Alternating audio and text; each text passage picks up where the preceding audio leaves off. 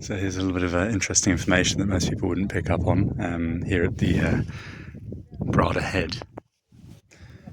See this piece of information, this is something that Masons insert. So obviously you have to have the 3 million, which is just a completely fictional number.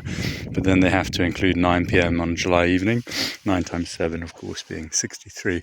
And interestingly enough, one of the first things I saw just arriving at the airport an hour or so ago, coming down the trail, was somebody's vehicle, which was M 669. Triple M is, of course, the same magic numerological sequence, and then of course you reverse the 9 and it's 666. Triple M is 36, of course, and then 669 is meant to be a further 666. Obviously the Isle of Man was created as a means by which to sort of launder capital from the merchants of the day. And of course, the notion of sort of giving autonomy to places is a systematic method of divide and conquer, guised under sort of liberalist values. But of course, long term, it etches its way into the recesses of that nation, and of course, inevitably breaks said nations up. So it's that classic divide and conquer, order through chaos, which is of course the motto of the Masons.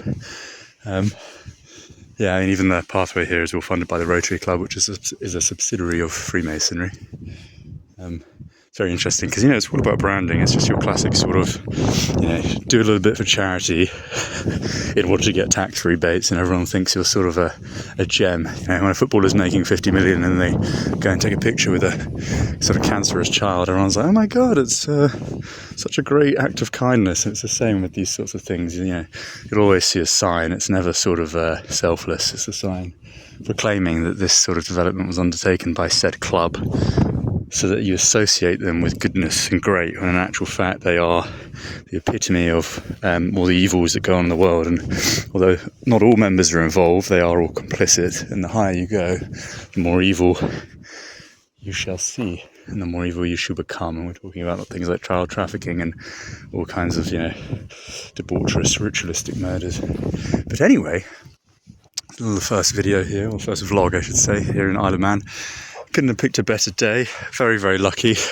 London weather was absolutely shocking. I've been visiting a new place every weekend before the sort of final departure from the UK, assuming they let me leave. We shall find out. And it's always been on the list, and hopefully we can do a little sort of just circumnavigate the island today if the weather maintains this glorious shine. And then yes, tomorrow back to London, and then that shall be the last weekend, and then the end is nigh. We shall be moving to Brazil to escape the inevitable authoritarian measures that will be implanted in society, and already are implanted in society actually, but 2030 agenda is very much set on a global scale actually. So better find a place like Santa Catarina in southern Brazil, near Argentina, Paraguay, and not too far from Porto Alegre and Uruguay, and you'll have a little bit more security for at least the next few decades or so. Yeah, what a glorious day. Very nice island, lovely architecture.